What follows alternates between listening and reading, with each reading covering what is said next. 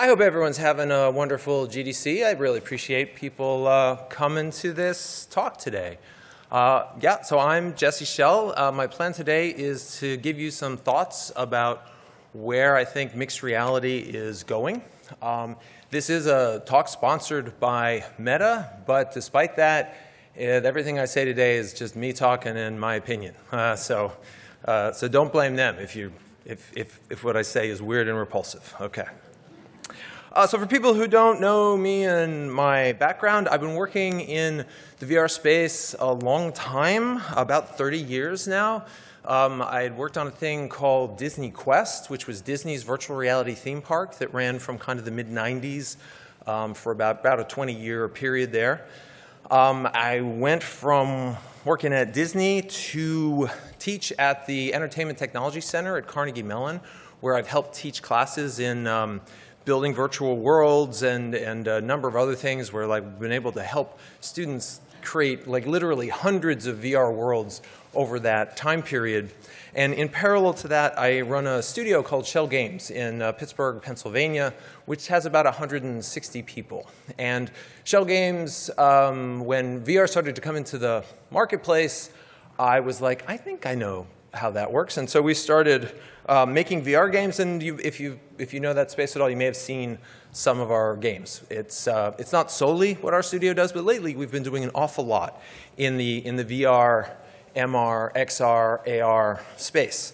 I want to give a couple definitions in this zone, just so people know where I'm coming from, because these are changing all the time. VR, virtual reality with a headset, everybody knows that. Lately, when AR, more and more, I'm finding people are referring to optical pass-through, like the Magic Leap system or the HoloLens system. Lately, mixed reality, MR, the way Meta is talking about it, the way Apple's talking about it, there is now being used to refer to video pass-through of combining the real world with virtual objects, and XR referring to the whole collection of all those things. All right, there's just a little founding as we move forward. A lot of people ask me, hey, you're working in VR. Is it going okay? What's going on with that? Is it succeeding? I don't feel like it's succeeding.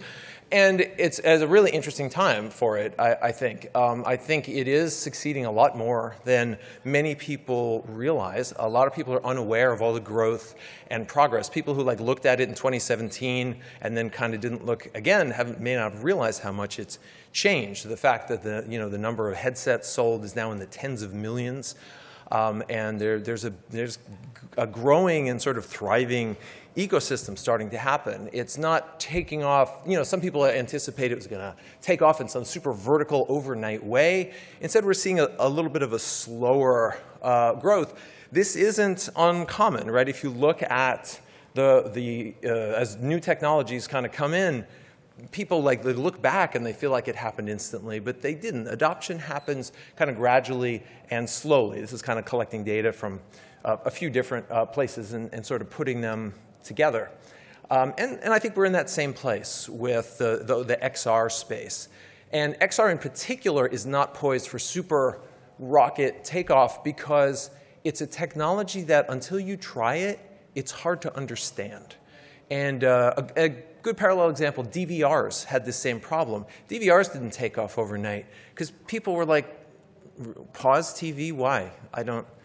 Schedule? I can already record stuff on my VCR. Why would I need this? And it's not until you've kind of sat with a DVR for a while you're like, oh, yeah, this is better. I get this. And I think VR is one of those things. And what's nice is we're seeing more and more headsets come into the market. There's more opportunities for people to try these things. And so we're seeing that growth continue. So one of the things people ask me who are kind of don't have a lot of experience in the XR space is really, why is this just a gimmick? Is it just 3D glasses? What's it for? And the answer is the thing that the whole XR space gives that regular flat games don't give is this sense of presence, this feeling that you are actually in a place, in a space. Nobody watches a television show and then is like, oh, is that really in the room with me? Nobody thinks that. But often we see people doing a VR experience and maybe they'll be solving a puzzle, and oh, I don't know what to do, and there'll be a virtual table next to them, and they'll lean on it. Oh, and like, of course they knew it wasn't real. They knew that, but something in the back of their mind believed that this all around them was real. And that feeling of presence is very special, and it's what's at the heart of all of these VR and XR experiences.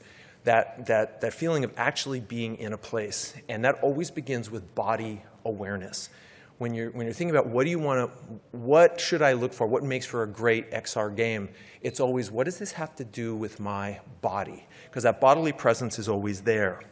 One experience that I found frustrating in this regard was Henry. People have seen this. This is a VR movie that some animators made, and it's gorgeous. It's gorgeous, and it's beautiful, and it's cute, and it's charming. And I found it incredibly frustrating because the story of it is Henry, the sad hedgehog. He's sad because he had a birthday party, but he's so prickly that people are scared of him, so nobody came to his birthday party. And so he's having his birthday party, and he's sad, oh, nobody came. And I'm like, Henry, I'm right here, right? Because when you watch a show, you're just watching it. When you're in an environment, you feel like you're there, and it's weird. If there's people at a table talking, you're like, why don't they pay attention to me? Because that bodily presence is real. Like that's a real important thing. And this is one of the reasons that the whole idea of AR on the phone hasn't really taken off. I mean, people fiddle with it and do things, but it hasn't been like a major entertainment success because it doesn't create presence. It's like when you go to a concert, you could watch the concert and you're there, or you could take out your phone and film it, and you don't feel like you're there anymore because you're looking at the video of the world, not the world itself. And when you're looking at a flat thing in front of you, it's not a feeling of presence. It's a feeling of like I'm making a movie of this reality. And that's why the headset presence is as important, because it makes your brain viscerally feel different. So talking about the difference between, what's the difference between VR and MR? This is a thing that we've been thinking about a lot. In VR, presence is important. So how is it important the same way? A right way to think about it is when you create a VR world, you create a virtual world and it has virtual objects in it. And they are naturally in harmony because you created them together. And then the weird part is you bring your real life body into this world. And that's the challenge of VR design. I've got this virtual world, virtual objects. Now I've got to make my real body interact with this. And how does that work? And that's the challenge of VR. So how does it work in MR? Well, MR is different. In MR, you don't have a virtual world. It's the real world, right? You're in the real world, and you're bringing your real body to the real world. So what's different? Well, you're bringing the virtual objects to your real body and to the real world. And that's where the challenge is. So the challenge is a little different. A way I sometimes think of it is VR experiences are there. I'm going there. I'm going to a virtual place that's not here. It's there. With mixed reality, nope, I'm bringing magical virtual objects here to where I am. It sounds as simple. Another way to think of it is in VR, the body is the thing intruding into the space. In mixed reality, the objects are the things intruding into the space. The virtual objects now need to interact with your body and need to interact with the real world. And that's where a lot of the challenge is. Now, does this mean you can't take anything from VR into MR? You absolutely can. Notice that this side of the triangle is identical on both sides, right? You've got to make your real body interact with virtual objects in both places. Great. Everything you learned in VR about interacting your body with virtual objects, you can use that in MR. The part that's different is this. The real world interacting with virtual objects. And a lot of people don't think about that. They're so focused on the person and the objects, they're not thinking about the space. And one of the phrases we use a lot is augmented reality is best when it augments reality, right? And so this is why room scanning, room parsing, understanding the furniture in the room is so important, because that's now the interaction between the virtual objects, the virtual characters, and the reality of your room. The idea of like, oh, scanning couches and chairs as being an important thing, it's not obvious, but it's really important because furniture is how we interact with space. You don't take objects and put them on the floor mostly. You're putting them on tables, on shelves.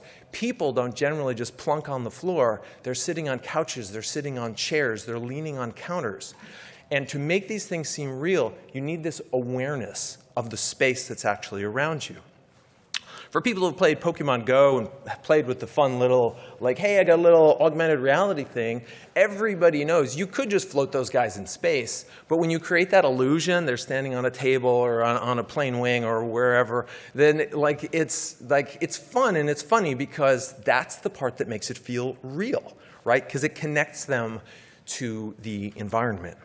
Okay, so in terms of where are we right now, here we are at GDC in room 2024, in the year 2024, and what have we got? The two big systems focusing on mixed reality in the marketplace right now are the Quest, and we've got the Apple Vision Pro. There's other ones out there kind of more focused on enterprise, but these are the two everybody's talking about.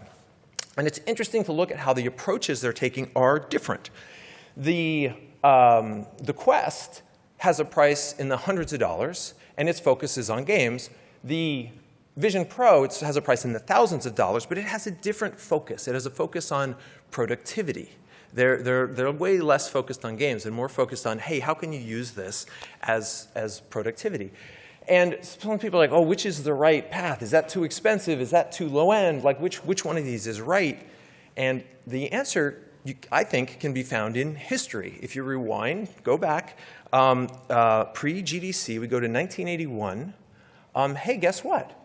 There were these two other companies, right? And instead of saying, how do we bring mixed reality in the home, they're like, how do we bring the CPU into the home? And Atari had one idea. What if it's all about games and we have a price in the hundreds of dollars and we focus just on games and fun? Can't do much else, but that's our focus, is games is the big piece of it. And IBM's like, nah, different approach. Same thing, CPU in the home, but we're going to be all about the business and making you more productive, and it's going to cost thousands of dollars. Does it do games? Yeah, but it's not what it's best at. It's not the focus. So which one was right?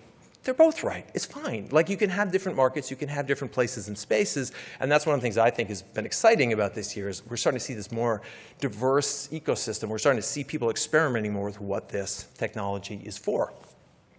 I find particularly interesting the approach that Meta has been taking when you look at, they have two different product lines. Most get a lot of attention on the Quest line because it's cool, but the Ray-Ban thing, like, seems like it's doing pretty well, and it's very different, right? They've got these Ray-Ban glasses, no display, but they have audio. You can talk to them and ask search questions and have conversations with the web, just like an Alexa or something, except it's Alexa on your face, and it can also do like video streaming, and so people are using it for that. It can't do all the like mixed reality stuff yet, but that's not the point. The point is to figure out what's a form factor that people like, because the form factor is not easy or obvious. We watched Google Glass try this. It was a great product, but there was something about the form factor just didn't work for people. So I find it really interesting to see these two. I think we're going to see a lot of companies experimenting on like the feature side of it. Wow, these are great features, and the form factor. Wow, this is a great form factor, because over time, eventually, people are going to find ways to get these closer and closer to each other. It might take a while, but that's definitely, I think, where things are going. So also, what we're talking about is the idea of killer apps. This is a real thing, a real important question. No technology can go mainstream if it doesn't have a killer app. So if we look at the history of this, business computing for a while, like, oh, should every business have a computer? A lot of businesses were like, I don't know, maybe. Word processing's a little better, no. Then a thing came, spreadsheets. Suddenly a thing you could not do before that made your business meaningfully better. And then suddenly business computing was a thing. Home computing, oh, I'm playing around with a computer in my house. I'm learning to code. But then the World Wide Web showed up. And now, oh, this is now a mass market thing. Smartphones, people have fooled around with smartphones for a while. Once we had smartphones with solidly integrated email, oh man, that was a big change for people. That was the thing that flipped the switch and made people like, no, I really need to be tapping my phone all the time. VR, it's been clear, games is the killer app for VR. That's what VR is best at. That's what's moved the needle. That's what's getting things sold. So then you get this question, what is the killer app for mixed reality? So let's explore that question. So one answer might be productivity. This certainly is the Apple Vision Pro answer, that, hey, people love multiple screens. Remember when you just had one computer screen? And now so many people are like, it's awesome, I have two. And then you see a bunch of other people are like, look how I'm doing all this work, so I have 3 and 4. Now you can have as many as you want. Right? Screens and screens, and put them wherever you want. Make them as big as you want, make them as small as you want. Have a tiny one here and a giant one over there, and I'm going to have 6 different screens for 6 different Zoom windows. You can like totally control your digital experience space so you can be a more productive person. And that's okay, cool. No, that makes that. I get it. That kind of makes sense. Apple's coming at this. This isn't. They're not trying to make a phone type thing. They're like, this is a laptop replacement. This is now going to be like it's portable, but a better version of like what a laptop can do. Interesting, but there is something that is currently a blockade on this that's stopping it from being the killer app, and we'll come back to that. Another possible killer app, 3D design. People talk about this. Oh man, it's amazing. You'll be able to sculpt things right here in the real world, and it's going to be so real. Cool. If you're a motorcycle designer, I'm sure that's super useful. Right? If you're somebody who's like making 3-dimensional objects at human scale, that's great. I'm sure it could be really useful. For the mass market of us, I don't think it's useful, but I don't think it's a killer app. Some people have said education.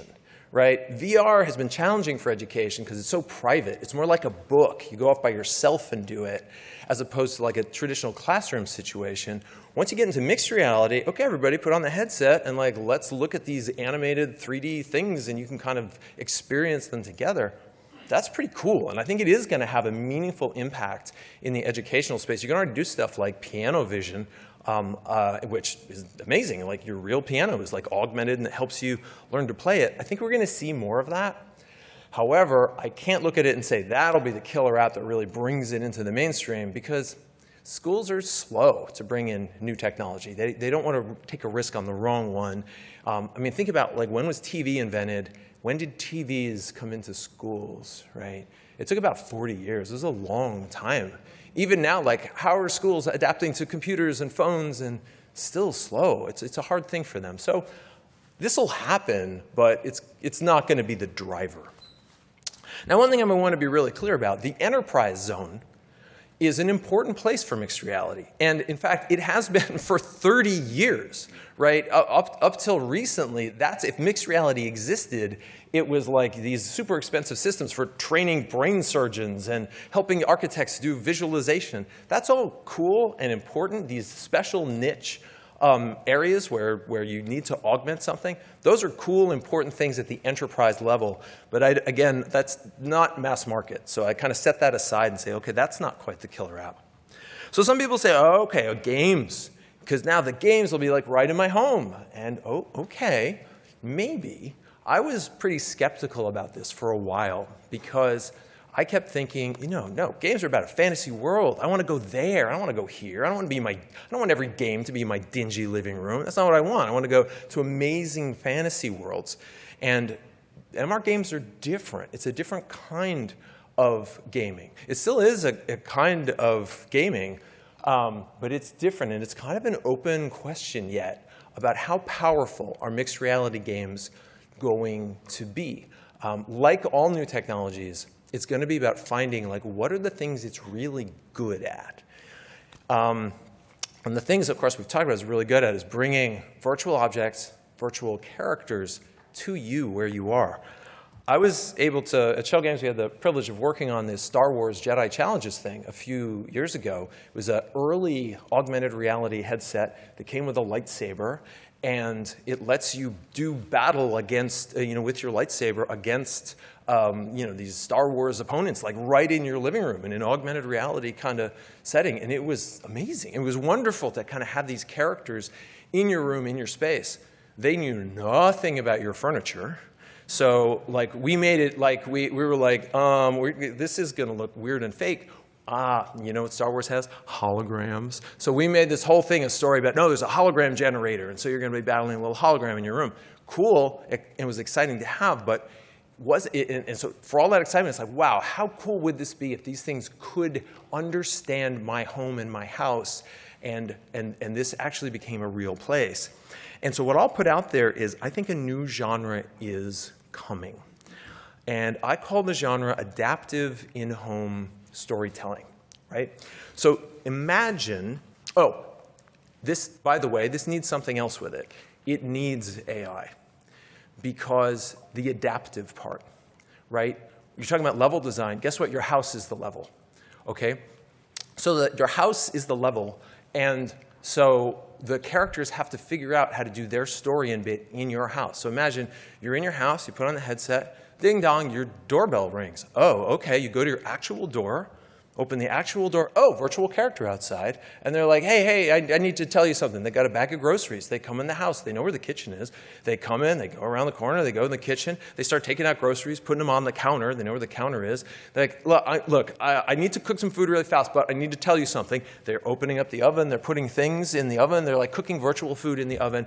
Okay, I got that set. Now I'm going to tell you about this. And you start to have this interaction of like characters in your house, and they're like, okay, you don't know this, but in your attic, let me tell you what's up there. And you and I, we're going to go up there, right? This is going to be a thing, and it's totally possible. So that's a thing that I'm excited about. So there's a prediction for you. This adaptive in-home storytelling is on the way. But that's great for sort of single-player stuff. What's interesting is when you try and take this stuff multiplayer. And so I'm going to show you a clip of something we've just been working on, Schell Games, just kind of, a little demo. Mario, are we good? Yeah, all right. So here's a clip. Here's some characters getting together, getting ready to play a game. All right, so we're putting our hands into this one. At least I hope that's be on.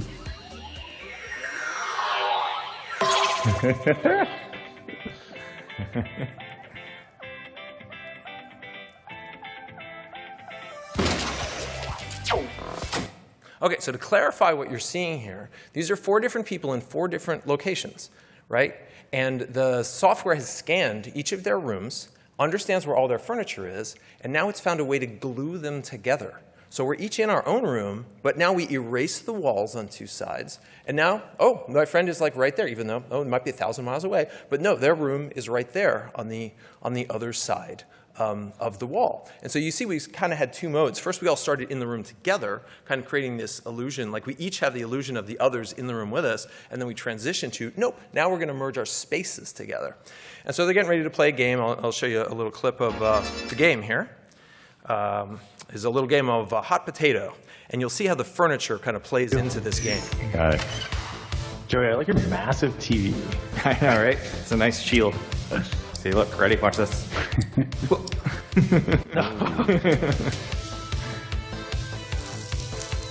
Oh no, I couldn't get it through the TV.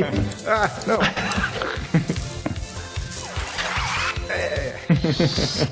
So so we've found this really tremendously fun and interesting to play around with. This combination of social and physicality.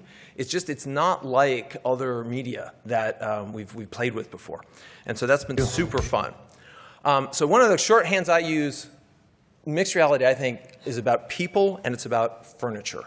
It sounds sort of simple and sort of silly, but like when you make stuff that's about both the people and the furniture, you end up with something people really care about. Now, you might say, whew, that was a little exhausting. You're like running around chasing objects that roll under tables and all of that. Yeah, if you're a grown-up. Think about how the children will feel about this. If I tell the adults, hey, guess what? I got new technology. You're going to put on a headset. Now you can go outside and play kickball with Pikachu. Adults are like, nah, I'm good. But like, kids are going to be out until the streetlights come on, right? This is a medium children are going to love. Because children are so physical. That's why they can't sit still. That's why, because their bodies want to be physical. It's how they learn about the world. It's in a physical way. Like physical playground play is a thing for them.